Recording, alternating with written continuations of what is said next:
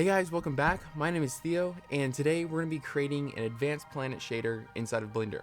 Now, a few weeks back, I actually released a video about creating a planet shader inside of Blender, but since then, I found a little bit more of advanced techniques that give us more control over the atmosphere and the surface detail of the planet. So I thought I'd share that updated knowledge with y'all. Another thing is, I'm going to be using textures from our latest pack, Exoplanets. However, you can do this procedurally or use your own planet textures. All of the same techniques and steps will still apply. Let's get started.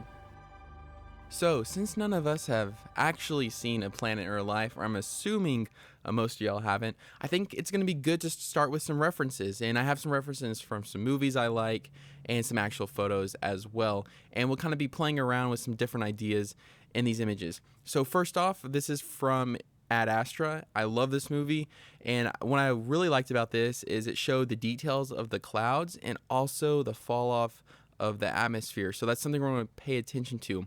When making a planet, there's really only three layers. It's the surface, clouds, and atmosphere layer. So as long as we can pull reference from all three of those layers, we can create something pretty realistic. So you can see in these two, you can see this gradient fall off from like this deep black or deep blue, I guess, and then to this like baby / lighter blue. Very, very, very beautiful images, not only in like their realism, but also like their artistic direction. You have this green mixing with this blue. They're playing really complementary off of each other. And then you have this orange right here. Just a very, very overall nice image. It's framed up in the third. You got a subject right here in the third. So I really thought that these two images were nice and could potentially inspire a little bit of our planet creation, especially this gradient in the atmosphere. So here we have some more reference images. These are from the Alien prequel series. And what I wanted to kind of show you here is like how much the clouds are displaced and how dramatic and pretty and nice it looks. Like this cloud is catching highlights, and then we're catching shadows here, and it's giving a lot of value and depth to the image. Now, we won't be able to create something on this level of detail inside of Blender, but it is something I'm potentially looking into doing inside of Houdini and Clarice. So while it's not achievable inside Blender, it could potentially be in other programs. And these two shots are just really nice. I just like the light fall off here as well, and then the way that the clouds kind of like go up into the upper atmosphere is really nice and very, very dramatic. This is not something you would expect on Earth, like if you see our Earth reference right here. They are lowered down in this image, but still you can see how it like flattens off real quick. So if you're going from like a more alien type planet vibe, it could potentially be something you look into. And then this is a real photo from NASA. And this, you can see here, again, it's not as displaced as this, even though we are probably a bit higher up. But there is quite a bit of displacement, and there's even like this interesting smoothing effect after the clouds reach a certain height level. They kind of smooth off. And then there's even this another layer. I would call this like a new cloud layer, and it's a much smoother and much wispier. So this is something we can consider as well. Also, you see that gradient fall off right there as well. Now, these two images are from The Mandalorian, and I like a lot about them. I feel like this could probably have been filled in a little bit more, and the only other issue I have with them is that the stars are pretty bright. You would see, like, in our actual image, you can't really see the stars.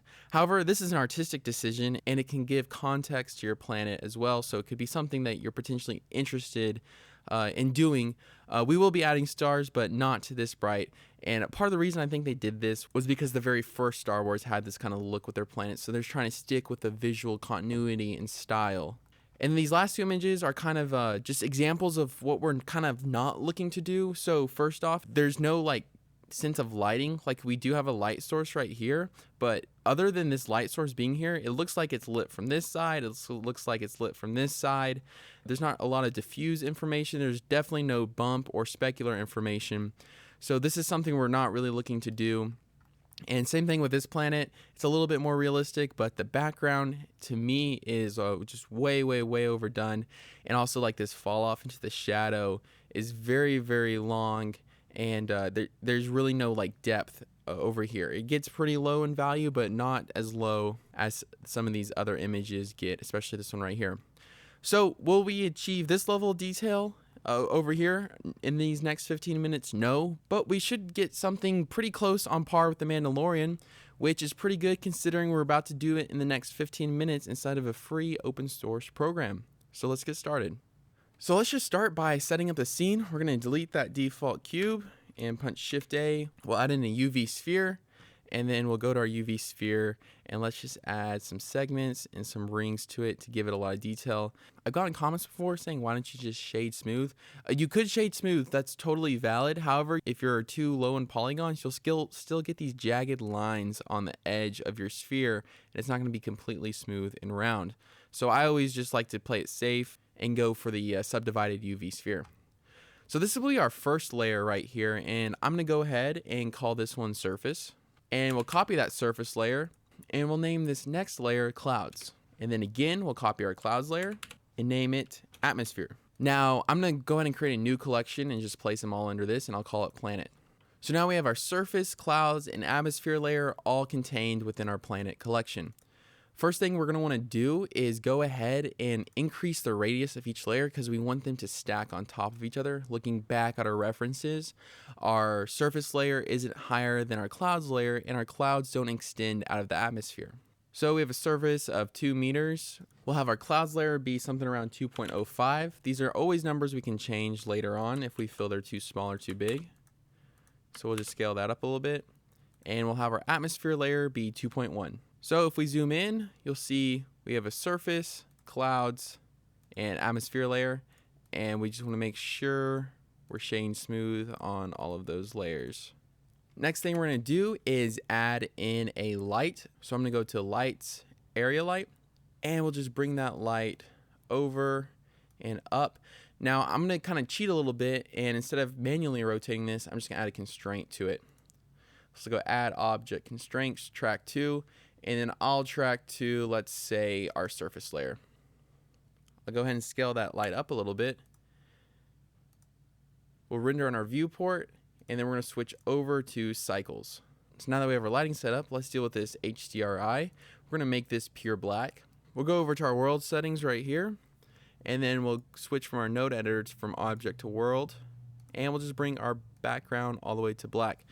Now, the higher you take this up, the more your shadows are going to be filled in. So if you do want to fill in your shadows in a quick and dirty way, you could just bring up your HDRI. However, I want to get that full range of value, so I'm going to go ahead and take that all the way down to 0. So far, the scene's looking pretty great, and believe it or not, we're almost finished with our geometry. I'm just going to delete this other light we have up here out of the scene, and I'm going to position our area light just shading half the planet.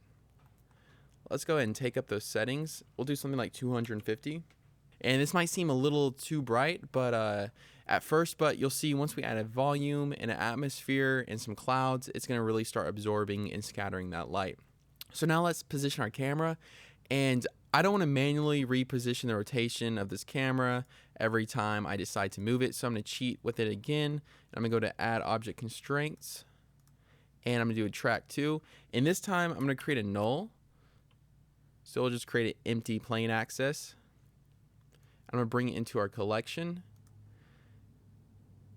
Then on our camera tag, I'll click track 2 and just select this empty. Let's go ahead and bring that camera, zoom in a little bit and bring it down some. And I'm just going to get even with this x-axis, zoom out a bit. And then reposition the light just a little bit so we can get it set up for texturing. And that's looking pretty good. Now it's time to start texturing. We'll turn off our atmosphere and clouds layer, and we'll start with our surface layer. We'll switch to object mode again, click new material, and we'll call it surface. So this is where you can get creative with your surface. This is going to be the most important layer, and if you're going to be creating your textures from scratch, I highly recommend you create it with using complementary colors, and especially keep in mind your atmosphere scattering as well. I'm going to be using some textures from our latest pack, exoplanets. These are handmade, and I like to use them in all of my projects because they have that level of detail and realism that I'm looking for. However, you don't have to go ahead and buy these textures if you want. There's some free textures online, or you can make your own in Photoshop as well. However, if you want some really simple drag and drop pre-made assets, these will be a great choice. So I'm choosing to go with our planet called Origin from the pack, and that's because we have a lot of these complementary teal and orange colors within it, and I think that's going to scatter really nice with a lighter blue atmosphere. Along with that, we'll be getting our cloud map, normal, and roughness layer to add in all of the extra specular and bump detail that we need. And inside the pack, we have a pre-rendered image of the planet, and we can kind of get an idea of what it could potentially look like, especially mapped onto a sphere. So that looks pretty nice, and I think we'll be going with this surface for this particular project. So for now, I'm just going to start off with our color and roughness channel right here, and potentially, if we want to, we can add a bump later on. So first thing we'll do is we'll start by mapping it. With the Node Wrangler add-on, just punch Control-T. Make sure we're mapping from object to vector, and we're doing a sphere projection as well. Let's go ahead and plug that into our base color. So you can see right off the bat, we're already getting that diffuse level of detail that we're looking for. But the problem is our specular level has no detail. It's completely specularly smooth. So that's something we're going to want to fix. And we'll fix that with our roughness layer. And I'm going to go ahead and also add in a gradient because I like to remap my roughnesses usually depending on my lighting and scene. So we'll add in the color ramp and we'll plug our color into the factor. And I'm just going to take this mapping that we had before and plug that into our roughness as well. So we'll take our color ramp, map that right into the roughness like that. Using the Node Wrangler add-on, I'm going to punch Control, Shift, and left click, and we can see our roughness right there. Make sure we're mapping spherical, and there's our roughness. I'm going to go ahead and create some more contrast with this roughness and see if we can get a little bit more detail out of it. So by using the gradient, we can remap how smooth or how rough this planet's going to appear. I encourage you to look at references and kind of just go off what you're feeling artistically as well. Black will give you completely smooth results and white will give you completely rough results. That's looking pretty nice right there. Next thing I'm going to do is add in another color ramp, and then I'm going to map this into a bump node. We'll take our color, map it into factor, and then take our color from here and then map it into height. Then we'll map our bump node into our normal, and you can see that brought in a bunch of detail. But that's obviously way too much. So what we'll do is we'll just take our strength down. Something like 0.1 and maybe even our distance down to something like 0.5. And I'm just going to lower our distance a little bit more and bring our strength back a little bit as well. This is really going to be to taste and how dramatic and stressed you want the surface of your planet to look. So believe it or not, it's that simple to create your realistic planet surface. Now it's time to move on to our cloud layer. And then I'm going to be dropping in our clouds that match this particular planet. So this map right here. So under our cloud layers, we'll drop in this cloud image texture. And then using the principal BSDF, we're going to map our color into alpha. Then we'll punch Control-T on our clouds. Make sure we're spherically mapping them. And we'll use the generated texture coordinates. So if you look back at our references, you'll notice that the clouds were displaced, and these are not displaced. These are flat and boring. So what we'll do is we'll add in a displacement node. We'll punch Shift A and search displacement. We'll map in our displacement and go to material settings. And under the settings of material, make sure you're doing displacement only. You'll see our clouds have disappeared, but all we need to do to fix that is bring our mid-level down to 0. So a clever way we can displace the clouds is by using the original color of our cloud's texture. So where it's brighter, it's going to displace higher, and where it's black, it's not going to displace as much. That's going to give us a realistic displacement based off the cloud's alpha or opacity. Let's go ahead and drop in a color ramp and also a map range and also a math node. And we're going to change this from add to map range and also a map range node. And I'll explain in a little bit why we're going to use this map range node, but for now, I just want to plug the color into our ramp and our ramp into our height. So you'll see it displaces really, really high right off the bat. What we'll do is we'll take our scale down to something like 0.005. And I'm going to go ahead and clamp up the black values just a bit.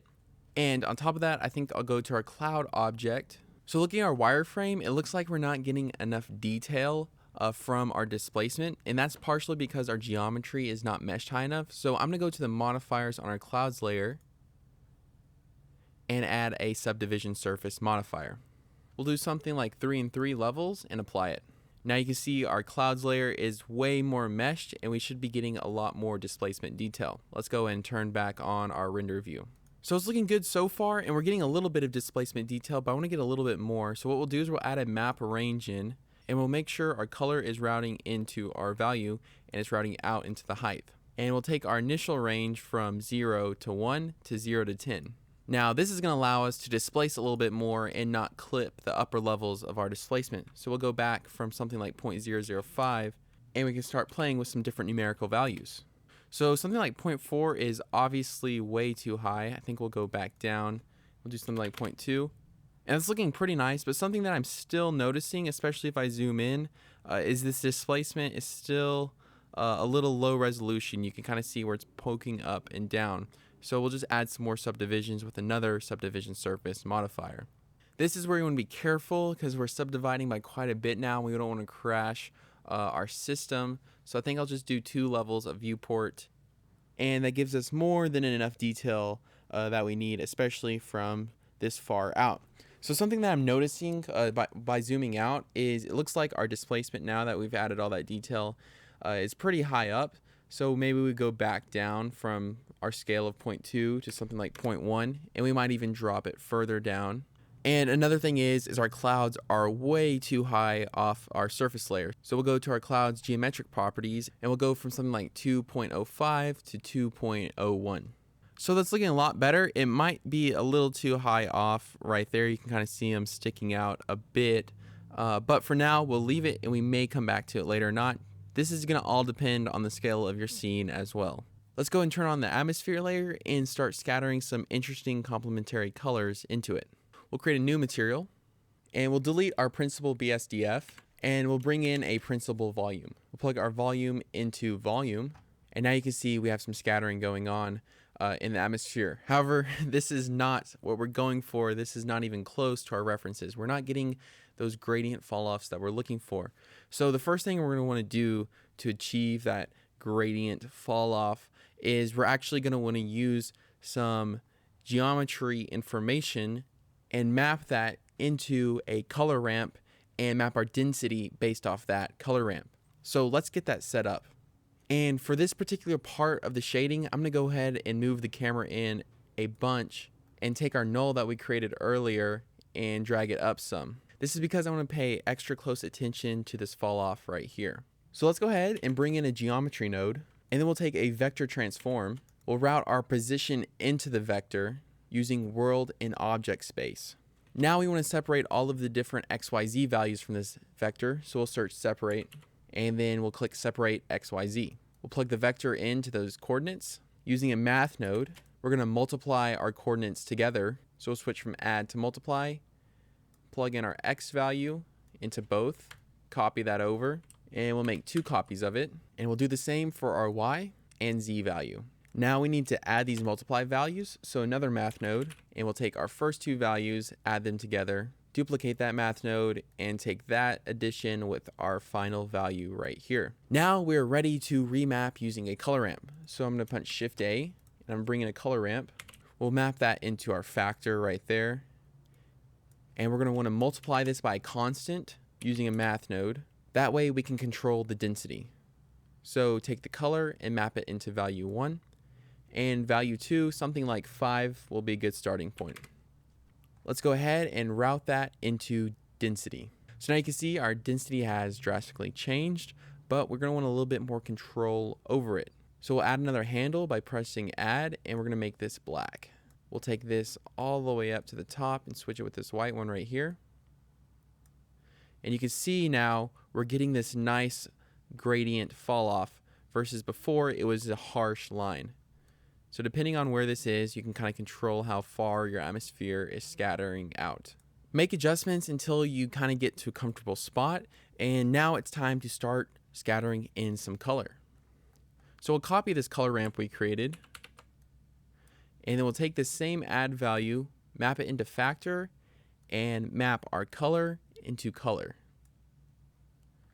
Now we're just scattering black and white, so let's go ahead and delete these handles. From looking at the surface, I think a bluer color will be nice to scatter in. That's looking pretty good right there. I'll add another handle and maybe scatter a different shade of blue as well. I'm just going to make sure both values are at 100%. That way this color is not affecting and kind of fighting with our density. So it looks pretty good right there. Let's back out a little bit and see how it looks. We'll bring our empty back down to the center. And so far, not too bad. However, I think this atmosphere is a little too big, especially looking at our Mandalorian reference right here. There's not too much. This is mostly, looks like to me, mostly glow effect. It looks like the atmosphere is very, very snugly hugging the planet. So that's something that we'll want to do as well. Luckily, we could change this two ways by bringing our density down, but I don't really want to mess with it because I kind of like the fall off that we have going. So I think what we'll do is we'll just change the scale of the sphere. We're at 2.1. Let's try something like 2.05. Okay, that's pretty nice, but it looks like we took it a little too far low, so we'll do something like 2.07 and cut the difference. That's not looking too bad. I think I will go back to our surface layer, and for our roughness, we'll bring down some more white values because it's feeling a little too smooth to believably be a terrain. So just by clamping that value a little bit, now we're getting a much better roughness fall off, and it feels like there's like an ocean right here butting up against this land, and that's exactly what we're going for. I'm pretty happy with our bump. It could possibly be taken down a bit, but I think it's pretty good for now. Let's go ahead and add in a little bit of stars. We'll take a plane, and what we're going to want to do with this plane again is add a constraint and cheat a little bit. So we'll go to add object constraint, track to, and I want to track to the camera. So if we move this plane back, it's going to serve as a perfect backplate. We'll go ahead and scale up our plane. We're going to scale it in the Y direction a little bit more than the Z direction, and that's because we're going to be bringing in a 2x1 texture. Let's go ahead and add a new material to the plane, and we'll call it stars. And I'm going to delete our principal material and add in a mission material. We'll plug our mission into surface, and hopefully your plane is filling up the full window of your render. This is just a good way you can check real quick. So I'm going to drop our star map into the mission texture. You can see in the background it's way too bright, and there's an example in the very beginning that we went over, which is exactly what we don't want to do. So what I'm going to do, add in a color ramp and map that into the factor and map our color into strength.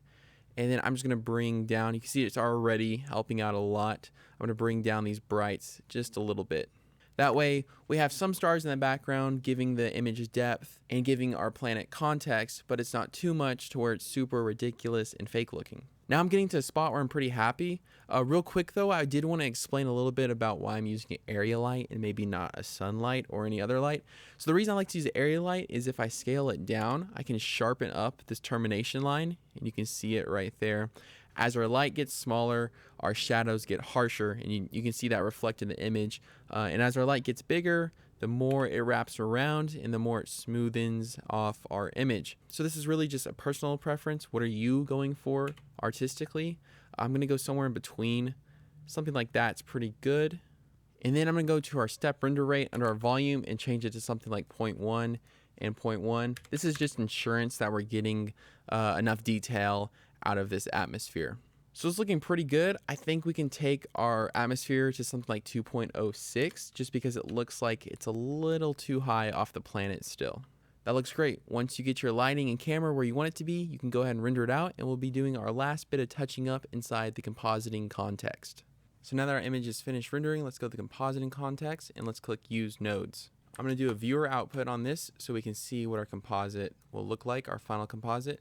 And the first thing I want to do is bring in a glare and add a mix and a lens distortion. So we're going to take our glare, we're going to map our image into our glare, and then we'll take our mix node and we'll map our image one into the top, and then our actual rendered out image into that mix node as well.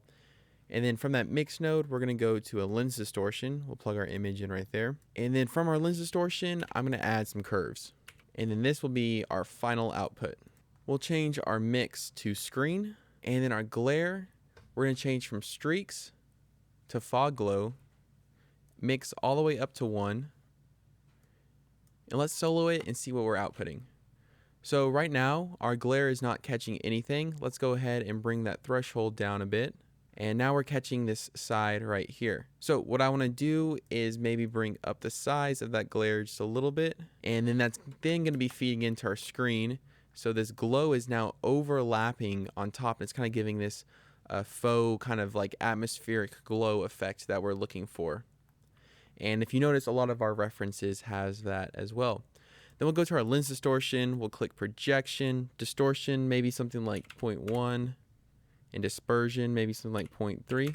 Play around with these numbers. This is what's going to give you your chromatic aberration. So if you want a little bit of chromatic aberration, it'll play nicely, especially with the atmosphere. It kind of gives it a little bit extra of a glow or hit on the layer. And then I'm going to bring down some of our blacks a little bit and bring up the whites as well, just creating more contrast within the image, making it very punchy and very dramatic. I'm also going to switch it to film-like as well. Once you line up all your compositing nodes and you're happy, that concludes the lesson. Thank you guys for watching. I hope you enjoyed it, and I hope you learned something new or some sort of new technique inside of Blender. Always remember, you can check out our newest pack, Exoplanets, if you're interested in some high-quality handmade planet textures. They're made by artists for artists like you. Thank you guys for watching, and have a great day.